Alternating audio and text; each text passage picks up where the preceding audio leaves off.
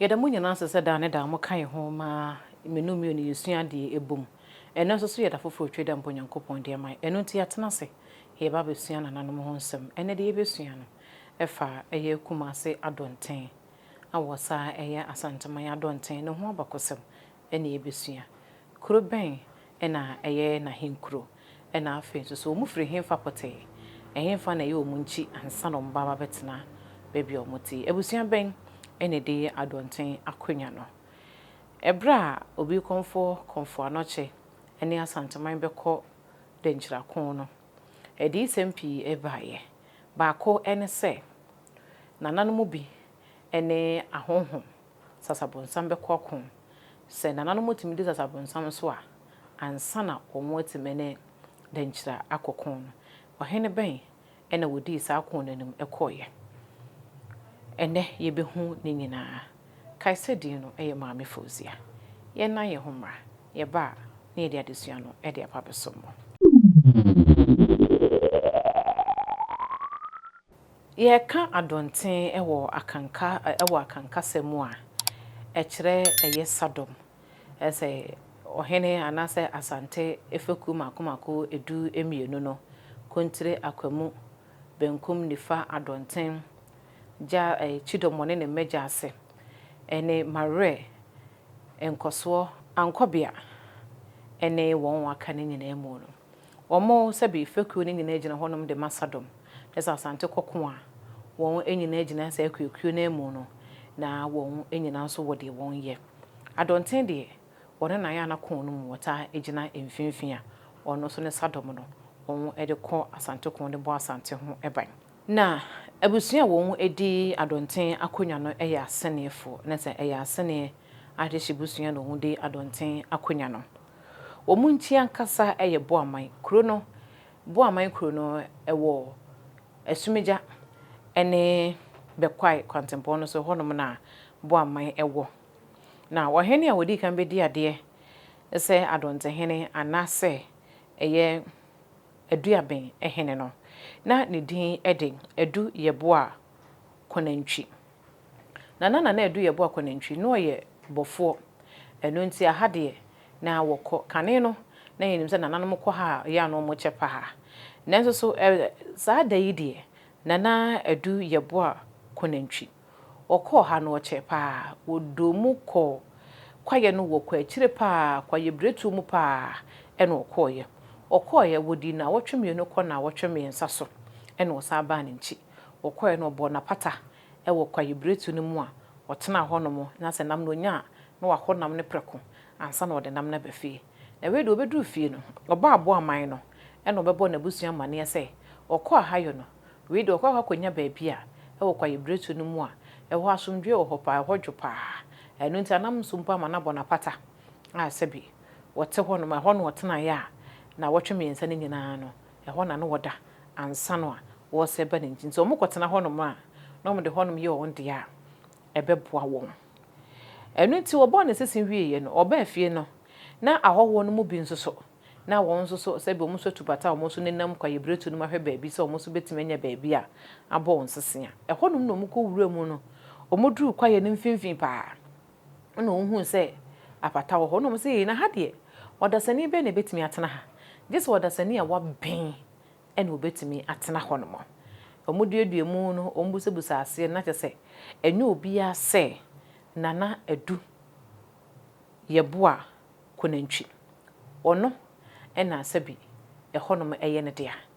enti obusa no mo se na ehemfa ho na abo ne se mo se nana edu a waben no ono na abebo na pata wo honom no nana edu a waben no eno abebo na pata wo ho eno ne nam so ema edin edu aben no na se eye edu a waben ena ma wo enye edin no adontenfo kro ye edu aben no ewo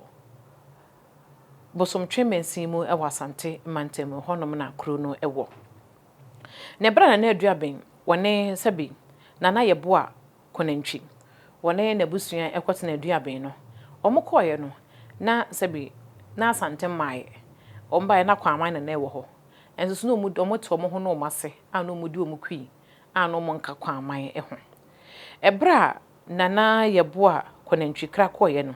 ne nua bema ena wo bedi na ade ne nua bema na bedi na ade ne nua bema no nso ade a edin odi bedi akonya no ne frɛ no na adua ne mpem ono ene bedi ade na adua ne mpem abre so ena adua ben ebeka Asante ho na ebre obeka Asante ho no na obiri komfo no che na de yie mu no no de ba se sa Asante betimi akwakodu Denkyira so nkunima momo ama Denkyira man na bo a gisse wo ndi kan ne ahonhom ko esanse Denkyira man ne sabe na Denkyira man no aben no ho wo honhom pa eno nti sa wo me ho wo honhom mu anya de so betimi Denkyira man no ako ena Sadom so de na wo ewo bi omo wasrafa no mo ho den a ono mo kokko a enya grose wo betimi edi won so enkunem eno nti obiri komfo no che yese we de won fa nto hono mo emma sabi na nanom ntuo mu hu nsi wo se we ne bekọ anase we ne bekọ te se de sabi eye edwoso hene ene barema kuma wo mo ye no omutuo hu si hono we de bi ne ntesa na emu no wo ye se obebusa na nanom nsem na de wa bin wo honhom no timi yi ano a na kyese wono ne fata se wodi ekon no animu eno nti obiri komfo ebusa asem obusa yere adonte hene ena sabi wo yi ano eye na aduenin pem ono ene yi asem na no na kyerɛ sɛ waboa no ho so betimi ne sabi ahonhom no edi asieni na enye ono nko ne koye esan sɛ woye asene ye ni ntina okoni nuanom asenefo no ho ena ode kɔto wanimu a wo mo so bɛka ho eno nti asenefo a wo nso ebɛka adonte hene ho mo kɔ sabi nananom ene ahonhom ekon no ye Sasabonsam kon no amokom hene sabe ohena no wo honom no odi ade samokom hene eye akosa yadom waka kon ne ho bi ena afenzo so eye echan krum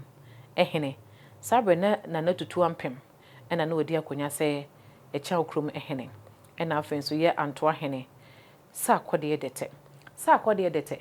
ena wokɔ akwamu a sabi wokohu se opemso se tu akwamu a oba ye obete obi ye boa sabi wokɔ oto wakono no obete ye no ebra no mo pena na musini no wono sa akode dete ena yi nananom asutire se okoye no okohu opemso se tu de na kwantete ye wo Denkyira no ogohu no akwamu eno nti no omo enko ho nkofa ne mbra enam sa akode dete so enam ye kofa sabi opemso de no eba ya wo be edi ade se kwama hene a ekire wo be ye Asante man nyina ehene na se ye kan se ne ahemfo na omaba be ye nan adonten amokum echan krum ena afenso so eye antoa won hwa ye no mo ye nan ekon no so mo kono eye kon ano odin pa eno nti adonten hene esa akwakwaku hu nananom bi ebeka ho asama hene ena afenso asanso ehene ene abenchim ehene aboaso hene ena afenso aya ase hene ena wonyina so egitu mu a nananom be ye enwotwe ena sabi omo ene ahunhumi ono omo ekokonye nanam se na kon no nananom nyina so no maben nananom nwotwe obienu mu asabi na oni bibi ebo no ho kane no ne yeka wo hene a ne ye nananom omaben ankasa na wo ntimi ne omu suman edi nkomo ye ka suman a abosom a sabi omo de kyekire wo man no na ebrebeduru a eye omo da pamu no asuo timi ba ene ne betena se ne bedi nkomo busuo bi ba wo ka kire no wonim ne nsuo na hosuo wonim na asuo ahosuo nyina se na asuo bufu a wo hwe asuo nanimu kekempa wo hu se asuo no sabi nanimu adane ena na hosuo nyina mu no wonim owo abufuo mu wonim se de na hosuo setie se owo adoye mu so wonim se de na hosuo esitie na nananom no na omo ne abosom ebeso on daye na omo hote na fin ni wo hunti no na omo heni na tumi etechire enti sesese nananom bimpo no omo asuo sabi wosom omo ho aduane di no na hosuo mpo omo nim mpo na kwakwakobampo se waso na daye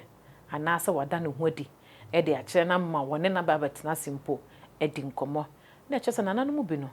wo ade e woso wonsua ye san ye mu ena masabi Asante hene edanso esanse so hu osom a na hu osom na kwan a de ka ho ma omu yeduru ni nyina no omutimi no betena se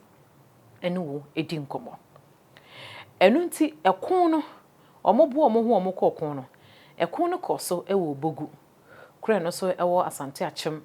mensin no emu wa asante memu a obogu nso so eka asante man eho ehonom na kon no kọ so behwe adefo no ekotwa ho hia ye no mo pese omo hwe kwan a ahonhom ene nipa ebefa so akon na nso wanwade se aya wanwade esa ya wanwasem ese ekon na nananom kon na enam sana nananom so abin nti no omo so dane omo ho mframa ene omo ne ahonhom no edisi ani enu nti de na omo tia yetuo etuo nkanko a ena na omo tese tuo ne esu weto na weyato weto na weyato na emom no omo nipa de omo amfa hu se ohene we gina ha honhom we no na ekon debi na chese eyade a jese wa ukura ni mienu ukura nananom di ni bi no ansa na wahu babia ahonhom no gina ene babia nananom so egina omokon ya kopem se ahonhom no se bi omugye ma nananom edi wo nso enkunem enu nti omokọ kon ne baaye no ena obiri konfa no cheka se nana adunin pem se de wosi ada ne kukudu adi a wone ne nuanom nyina ada adi a kire se eyampa se omubegina de ama santaman no eno ne nam so ema Asante hene opemso setu ebo akonya ede ema no a obo adonte akonya ne de ma no na esan se kon no okon ye no okon de ma asanteman nti no obeye kumase adonten ene osabe ye asanteman nyina adonten ene de asanteman ekosa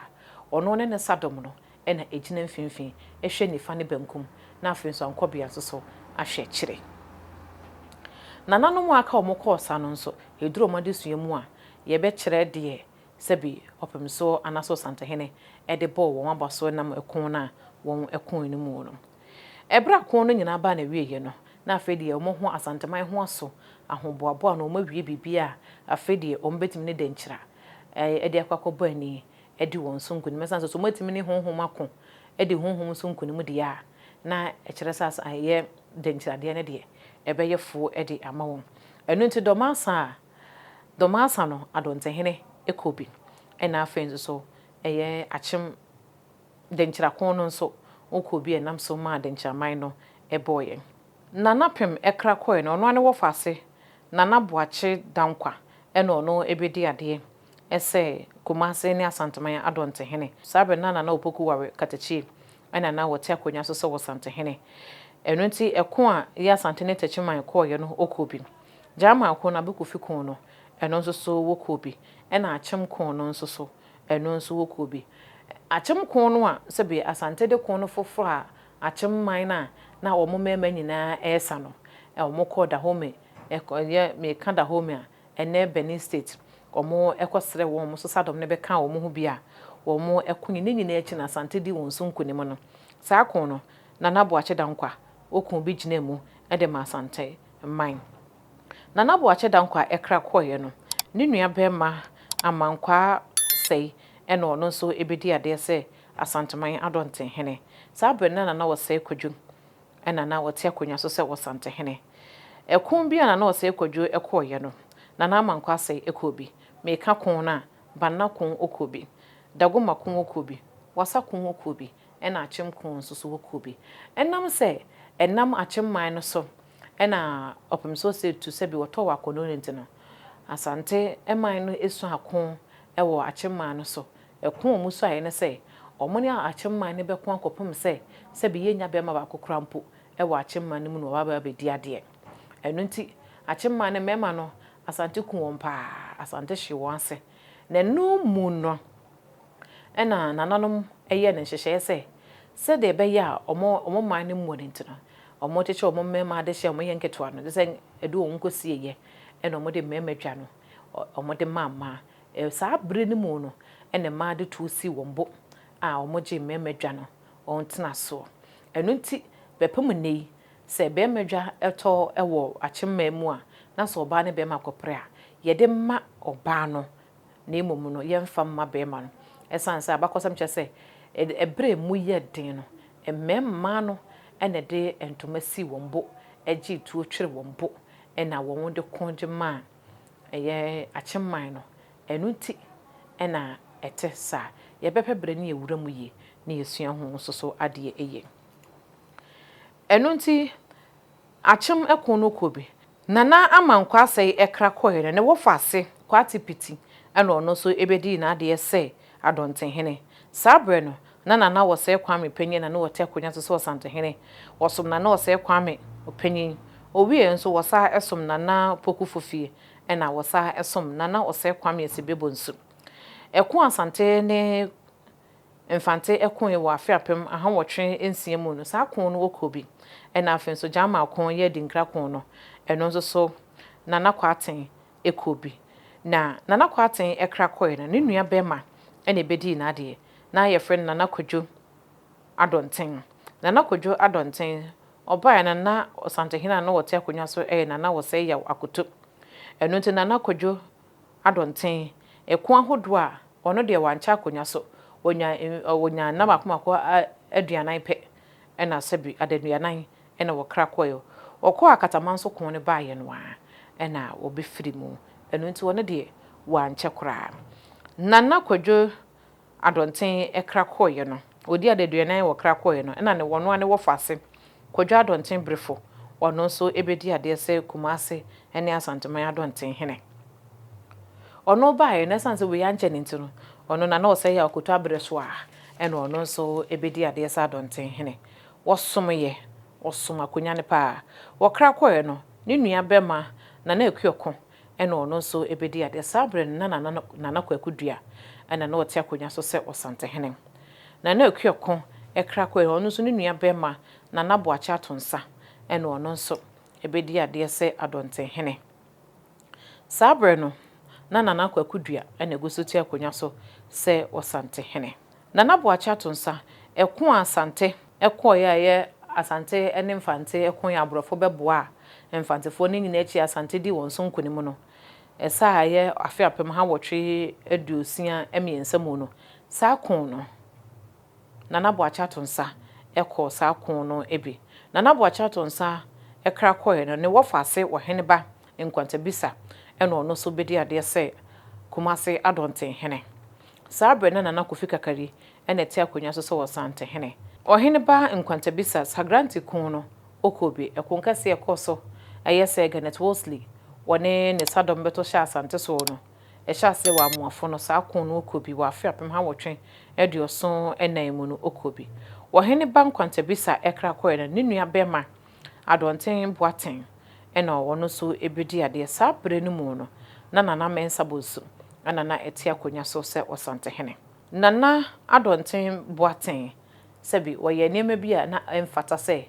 wode etena konya so na so wode di ade se adonten hene eno tie nam so ma yetu na de so na yetu na de so no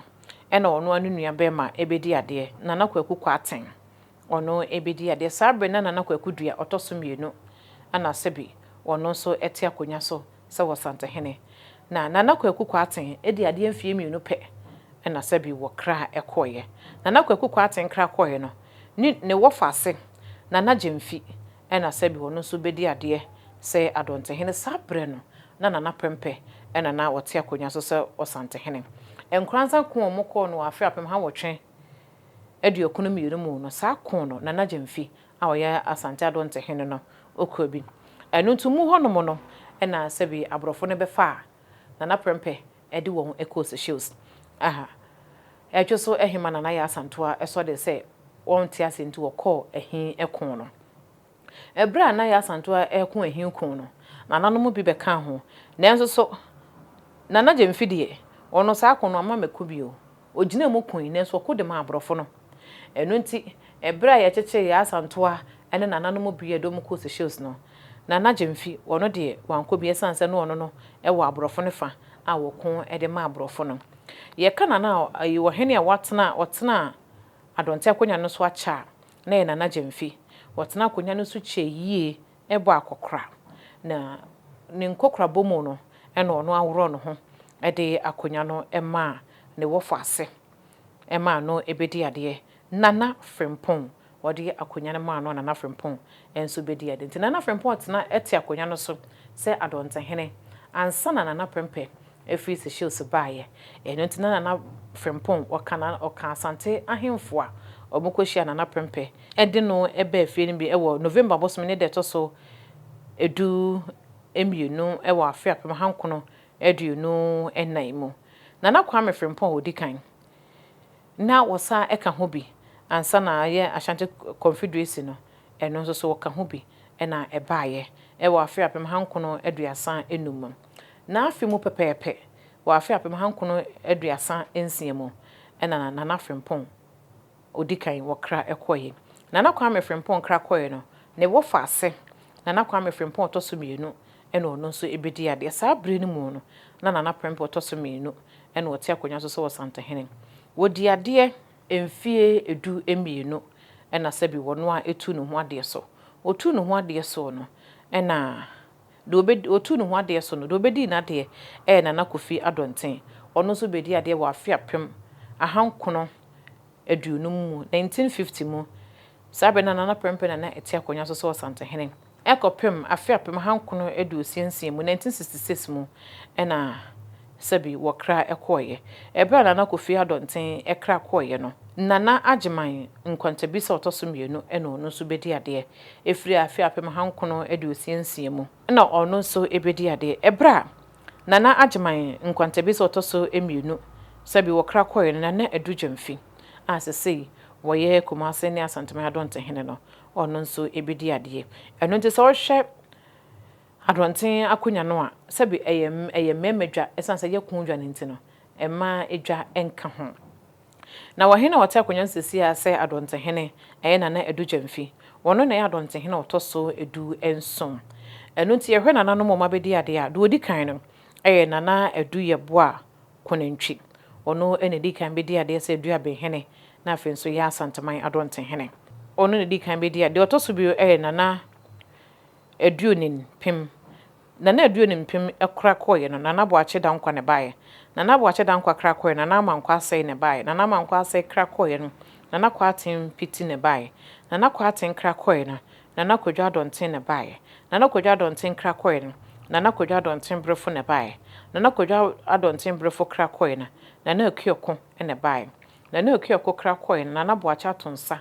ne bae Nana Boache atonsa kra koye no Waheneba nkwantabisa ne bae Waheneba nkwantabisa kra koye no Nana Adonten Boaten ne bae Nana Adonten Boaten kra koye no Nana Kwaku Kwaten ne bae Nana Kwaku Kwaten kra koye Nana Gyemfi ene ono so bedi ade Nana Gyemfi kra koye no Nana Kwame Frimpong odi kan ne bae Nana Kwame Frimpong free ho no Nana Kwame Frimpong to so mienu ne bae Nana Kwame Frimpong to so mienu koye no Nana Kofi Adonten ene ono so bae Nana Kofi Adonten kra koye no Nana Agyeman nkwantabisa otoso mienu ne bae Nana nkwantabisa otoso emienu ekoye no Nana edujemfi sesei wono enedi ade se Adonten edema wasa wohene dema eduaben kru no ono nso abaya oguso ti akonya so se Adonten Nana dusua no yesua ehu se ase na ebusua no enedi sebi Adonten akonya no ene yehu ekwan enam so ema sebi Adonten akonya no nso ebaaye ohina wodi kan bia no abenti no ene nam so ma yenya edin no eduaben na chese edua waben yehu nananom eko a nananom ene ahonhom Sasabonsam ekoya enam so ema Asante enam so ma nananom di ahonhom no so nkunimu no eno na ka ho bi ema Asante edi Denkyira so enkunim yehu se kon no koso ewo bogu kura no so ewa Asante achem bensinimu a obogu nso eka Asante emman ho ehu se nananom wa bedi ade ne ye edu enson se Nana edujemfi ena se bi wote akonya so se Kumase Adonten we Adonten abakosem ne fe di kan ene de ababesom no efe to so bionu no ye behwe bebe se bi esu a Nana edu ekoto no wakwaye ni mu no de ka wo ho mo de baaye ena afi nso